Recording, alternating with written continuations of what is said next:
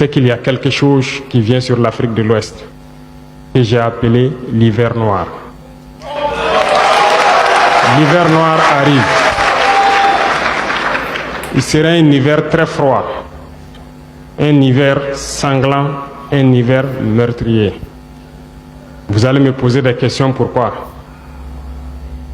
Eh bien, en fondant la Confédération de l'AES, nous avons senti ce froid venir. Et tous les jours que Dieu fait, nous nous évertuons à trouver des troncs d'arbres pour allumer un feu qui va réchauffer le cœur des Africains, un feu qui va réchauffer les mentalités et le sang des Africains pour nous unir autour.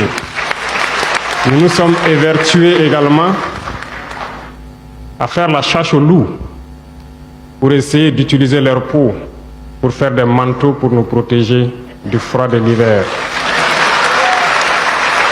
Nous nous sommes évertués à construire des montagnes, de grandes montagnes pour briser le vent de l'hiver qui devrait s'abattre sur nos communautés. Malheureusement, force est de constater que certains Noirs sont là tous les jours à arroser nos troncs d'arbres d'eau fraîche pour qu'ils ne puissent pas brûler. Ils se transforment en loups ou font en sorte que nous, chasseurs de loups, nous ne puissions pas surprendre le loup. Lorsque nous voulons construire nos montagnes, ils brisent les cailloux pour que nous ne puissions pas arriver. Pourtant, l'hiver arrive. Et quand l'hiver viendra, devrions-nous permettre à ceux-là qui combattent de venir se protéger avec nos manteaux qu'on a confectionnés, avec les montagnes qu'on a construites pour nous protéger des vents, ou encore se réchauffer avec nous autour du feu. Telle est la question qu'il faut qu'on se pose. Qu'adviendra-t-il donc du panafricanisme quand l'hiver viendra? L'hiver viendra parce que la guerre se transporte en Afrique de l'Ouest. Les impérialistes font tout pour mettre l'Afrique de l'Ouest à feu et à sang. Mais du sommet de l'État jusqu'à certaines populations, soit nous faisons semblant de ne pas voir venir le danger, ou bien nous sommes nous-mêmes complices de ce qui va arriver. Le chaos pourrait s'installer. Je dis bien pourrait s'installer. Beaucoup de gens pourraient mourir. Nous allons nous entretuer de manière tellement atroce que pendant ce temps, ils seraient là à piller nos richesses, à imposer leur volonté. Et ceux qui vont survivre de cette tragédie n'auront que deux choix. Soit s'unir pour toujours contre l'impérialisme ou se résumer à être des esclaves jusqu'à disparaître. Ibrahim Traoré! Ibrahim Traoré! Ibrahim Traoré! It's me, General SS, the world's strongest man. Don't panic! Don't panic! I'm making this video to let you know that me and my men, we are active. We are solidly behind you. Me, General SS, the world's strongest man. I and my men, we are solidly behind you. I hope you are fine. If you have any challenge, don't hesitate to let me know. General SS, the world's strongest man. My men are fit. They are fit to do anything I say they should do. Attention! Attention! Faster! Ibrahim Traoré, don't hesitate to let me know. Let me put my men. I'm solidly supporting you. My strength is too much. It's too much. Famille, partagez cette vidéo là en désordre pour que le chef d'État, le président Ibrahim Traoré, tombe sur la vidéo. Vous voyez ces morts là? Ils disent qu'eux là, ils sont prêts pour défendre le Burkina Faso, à accompagner le capitaine Ibrahim Traoré. Ils disent qu'eux là, ils soutiennent le chef d'État, son excellence, le capitaine Ibrahim Traoré. Voilà pourquoi je vous demande de partager cette vidéo là, pour que le président tombe sur la vidéo. Et d'ici le président Ibé a besoin des unités là, faut pas qu'il va se sentir gêné. Il n'a qu'à laisser contacter. Eux là, ils vont venir hein, défendre le Burkina Faso. Non, c'est incroyable. Partagez-moi cette vidéo pour que eux-mêmes aussi la tombent sur la vidéo. Nous leur disons merci. Merci à tous les Africains qui soutiennent l'AES dans cette lutte-là. Vous avez vu, non? Ça veut dire que c'est là que vous allez comprendre que Ibé est le président le plus aimé au monde. Il est le président le plus sincère au monde. Lui là qui a la dignité. Regardez. Ce sont des Nigériens, hein. Les Nigériens, les Mongols de Tinubu. Au Nigeria, là-bas, il y a toutes sortes de taureaux là-bas. Boko Haram, Jimin, tout. Ils sont là-bas. Ah, mais ça, ils n'ont jamais fait une vidéo pour demander au président, à les autorités nigériennes qui vont s'intégrer dans l'armée. Ah, mais eux, là, ils sont prêts pour accompagner le Burkina Faso. Non. Non. Burkina. C'est vrai que les autorités de l'AIS sont sur la bonne voie. Non, ils sont sur la bonne voie. Mes frères et sœurs, non, ça seulement, partagez cette vidéo en désordre pour que les chefs d'État et les Mongols là même la tombent sur la vidéo. Voilà. Ah non, je suis très content. Quand c'est bon, c'est bon. Tous les Africains doivent écouter cette vidéo et partager massivement. Marco Rubio, le ministre des Affaires étrangères de Donald Trump, dit « Nous ne devrons pas avoir honte de notre passé.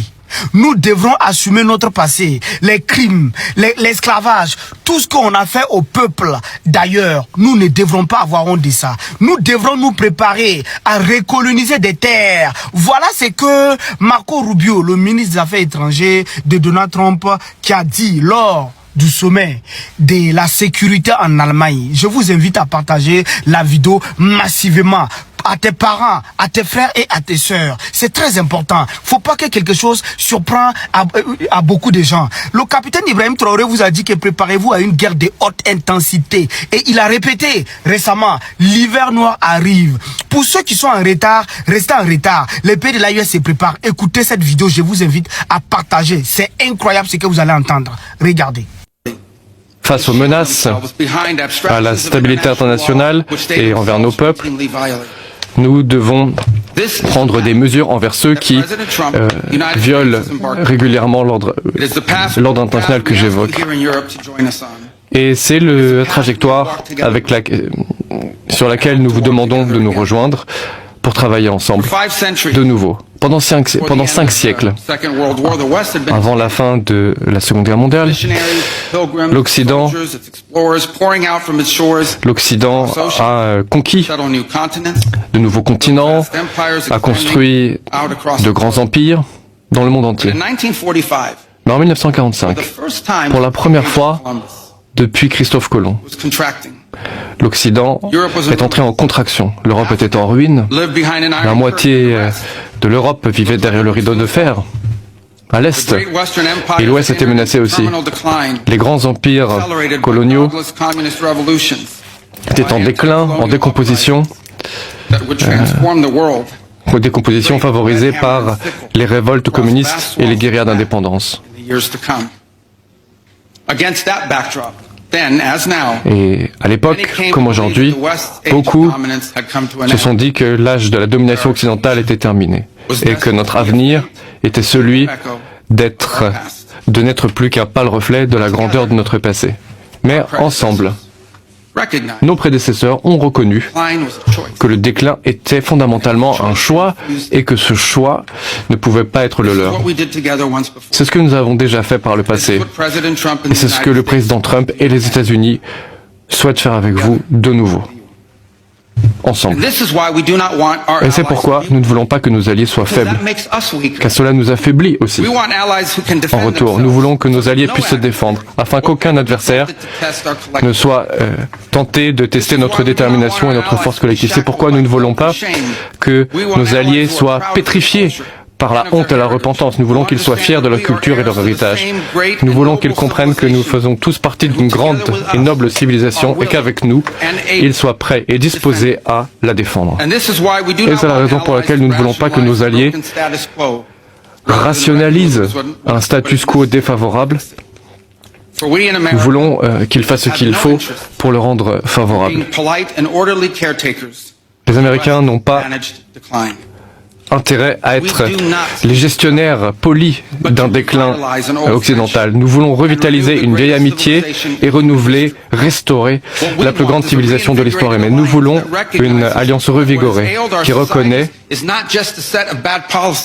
que nos sociétés ne peuvent pas être réparées que par des politiques. Il s'agit également de régler un malaise profond, spirituel presque. La peur de la technologie, la peur du changement climatique, tout cela doit être remplacé par un optimisme dans l'avenir. Nous n'avons qu'une seule peur. C'est la peur de la honte de ne pas réussir à construire des peuples et des pays plus forts et plus grands pour l'avenir de nos enfants. Nous devons rester maîtres des instruments qui nous permettent de maîtriser notre destin. Une alliance qui ne permet pas...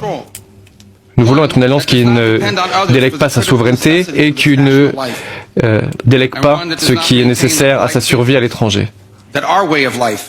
Et qui ne supporte pas de considérer que sa manière de vivre n'est qu'une manière de vivre parmi d'autres et qui demande la permission. Et surtout, nous voulons une alliance fondée sur la reconnaissance que nous, l'Occident, avons ensemble hérité de quelque chose d'unique qui nous distingue et qui est irremplaçable. Car cela, fondamentalement, est la pierre angulaire même du lien transatlantique.